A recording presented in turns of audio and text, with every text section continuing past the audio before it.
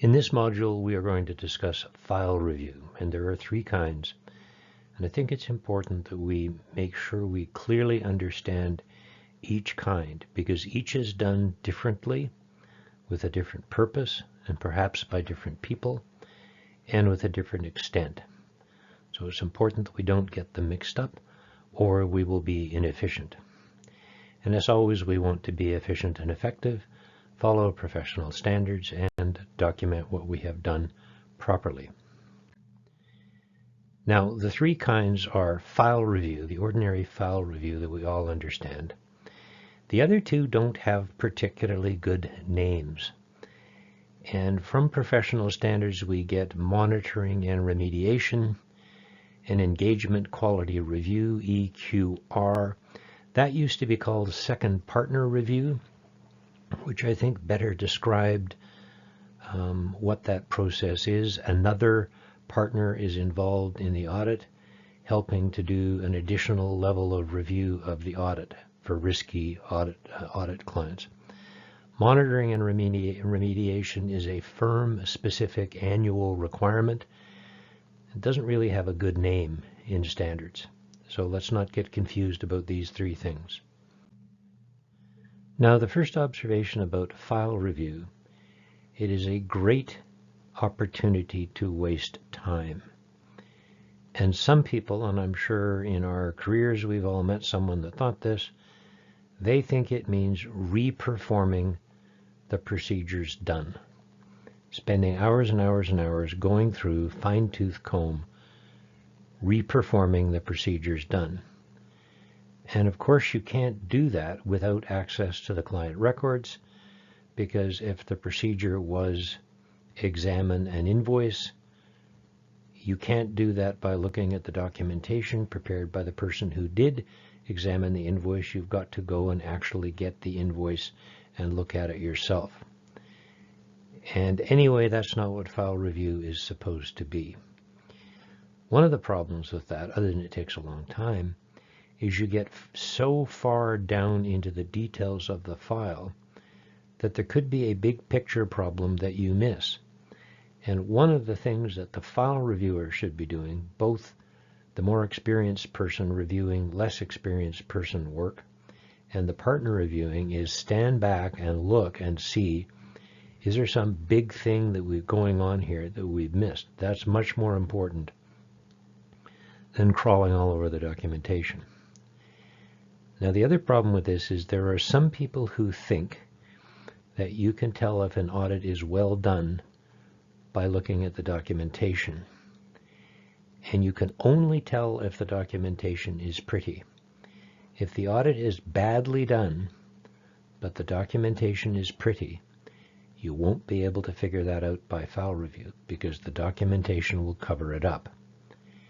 If the audit is badly done, and the documentation is badly done, well, you might be able to figure that out. And it could be it's just that the documentation is bad.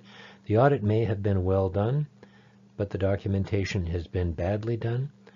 So we need to find a way to efficiently and effectively document what we have done, and to document to the level required by professional standards, and not go much further than that.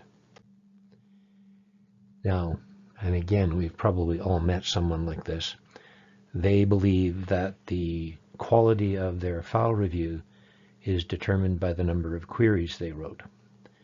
So someone says, well, you only wrote 100 queries on that file. You didn't do a very good job because I wrote 200 queries on the file that I just reviewed. And some observation on that is, can you review in quality? And I guess maybe you can, perhaps not the best strategy, but not doing a quality audit and waiting till the file review process to review in quality, I guess you can do it, but that's going to be very inefficient. I see some people not doing planning and then reviewing in planning at the end of the audit. So at the end of the audit, we review in the planning, or we review in the supervision. And maybe you can. I think I would argue that that's probably a bad way of doing it, because it will probably miss stuff. but it's certainly inefficient. Now, my advice to people is before you write any query, remember that every review query is a failure of planning, supervision, or training.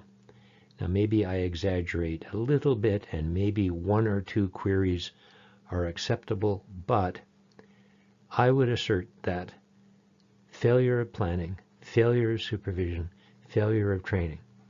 So if you are in charge of reviewing a file, every time you write a query, you have to say, okay, who failed?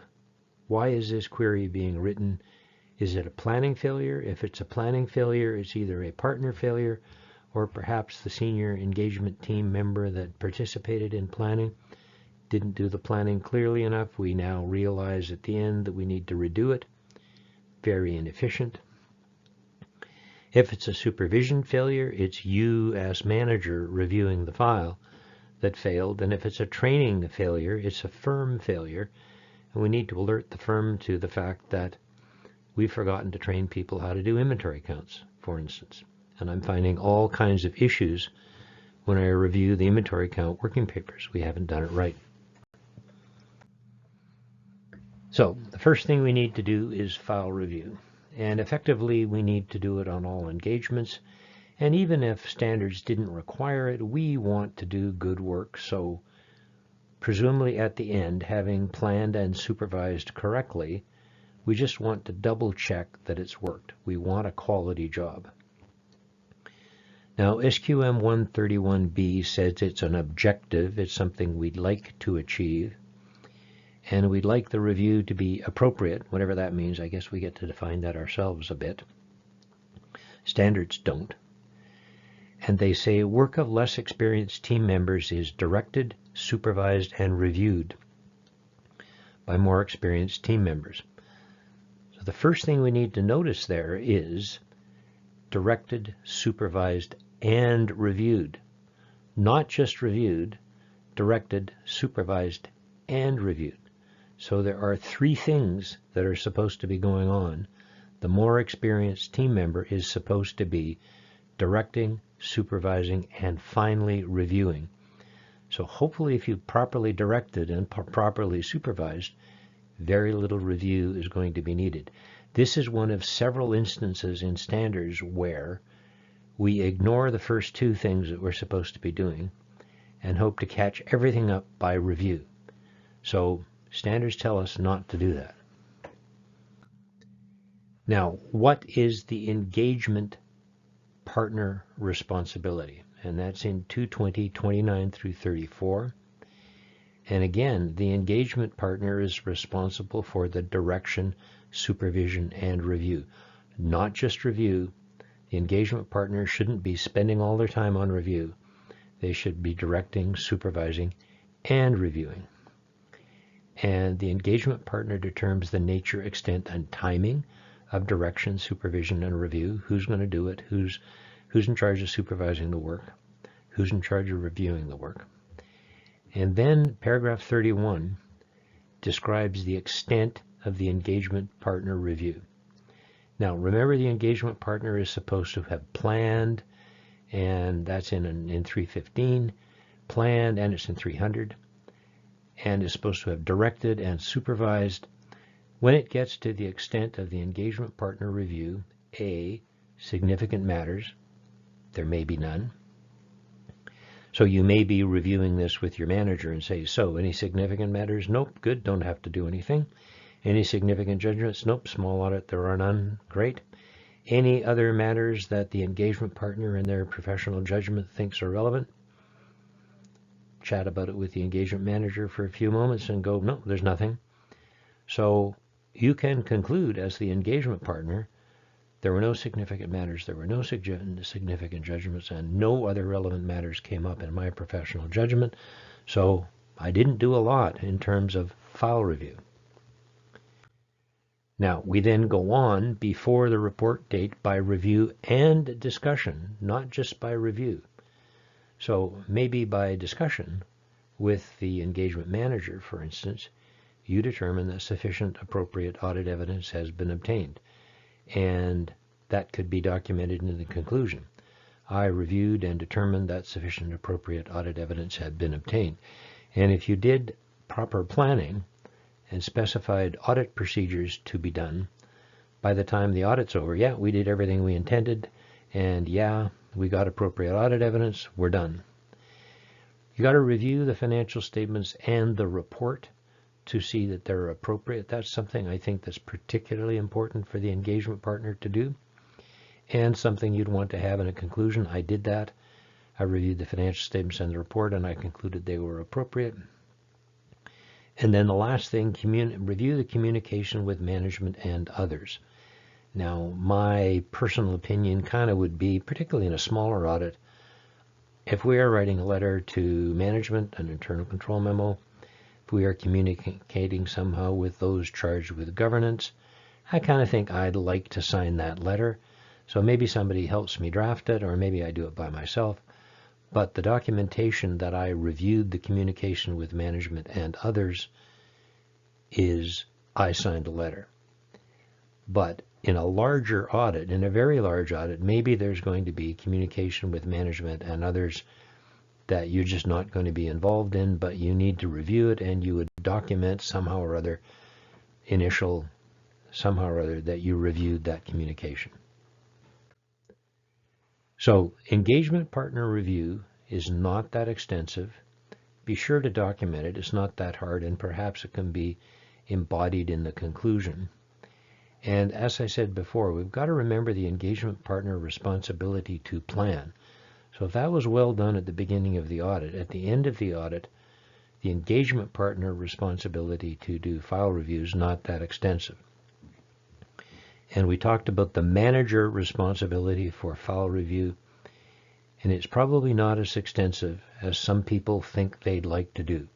They make a little cottage industry out of file review, spend hours and hours and hours on it, and having written 300 queries, they figure they've done a pretty good job.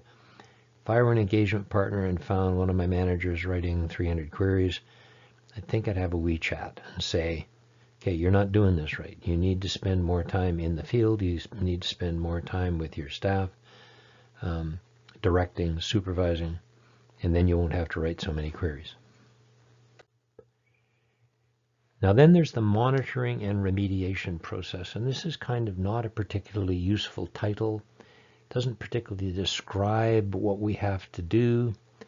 This is an annual process. Once a year, we have a monitoring process, and if we find issues, we remediate.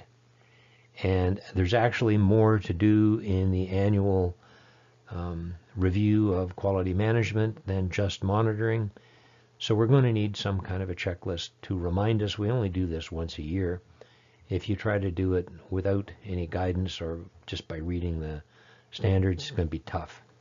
But SQM 135 and the following paragraphs talk about the monitoring and remediation process. And in particular, we are to select at least one completed engagement for each engagement partner on a cyclical basis that the firm selects. And later on in the application material, it could be a 3-year cycle, could be a 5-year cycle. We are to include audits and reviews and compilations. Compilations didn't have to be reviewed before.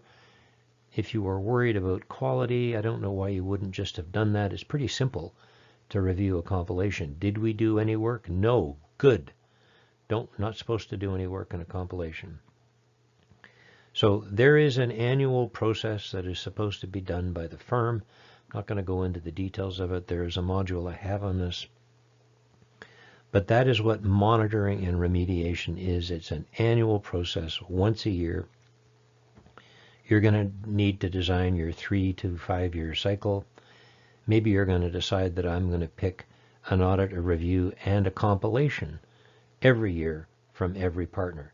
Depends how big the firm is, depends what you want to do, but that's up to you. It doesn't tell you exactly what you have to do, other than you have to review one completed engagement for each engagement partner on a cyclical basis the firm picks. Now, in the United States, this is called peer review, and it's called peer review because you have one of your peers come in, another firm comes in. It's done every 3 years by another firm. It's not a particularly useful name in Canada because in Canada you do it yourself, unless you're a sole practitioner. We'll talk about that at the end. And in Canada it's required annually, not every 3 years. So the monitoring and remediation process, which is called peer review in the US, and it's called that because you've got to get another firm to come in and do it for you. In Canada it's annual and you do it yourself. So peer review is not a good title for it, or name for it in Canada. It's a good name in the States, not in Canada. So that's enough on that type of file review. Engagement Quality Review, SQM2, used to be called Second Partner Review. And they had another name for it, which was a better name. It's now called Engagement Quality Review. Kind of doesn't describe what you have to do as well as, for instance, Second Partner Review. But SQM1 paragraph 34F says the firm must specify that engagement quality review, another partner has to look at the file, for audits of financial statements of listed companies. So very complicated entities, and even if you had a listed company that was not complicated, but I think the understanding is that listed companies, because of the large group of shareholders, using the financial statements create risk for the firm. So it's very important that those engagements be done carefully. Audits or reviews were required by law, and I don't think there are any in Canada. And audits or other engagements for which the firm determines EQR is appropriate response to address quality risks. Now, the procedures to be done in EQR are in SQM2 paragraph 25. And if you look at them, you'll see that they're at a very high level. The second partner is to be involved in planning, for instance, at a high level. Second partner has to be particularly careful not to get too involved, to stay at a very high level and not to be involved in decisions, because you're involved in the decisions. You can't review the decision because you participated in it. And you will look at it and you will see, gee, these procedures, if they were done on a smaller audit or a review or a compilation, because technically EQR could be done on a compilation, can't imagine the circumstances in which you'd do it. But if you look at the procedures, you're going to go, in a smaller audit, it would take 2 minutes to do this because there's just nothing that applies. So better have a checklist based on this paragraph for any that you select to do, and you have to if you have a listed entity, a public company. But other than that, you may find there's nothing you're going to apply this to. Now, SQ1A134 lists factors the firm might consider when selecting clients for EQR.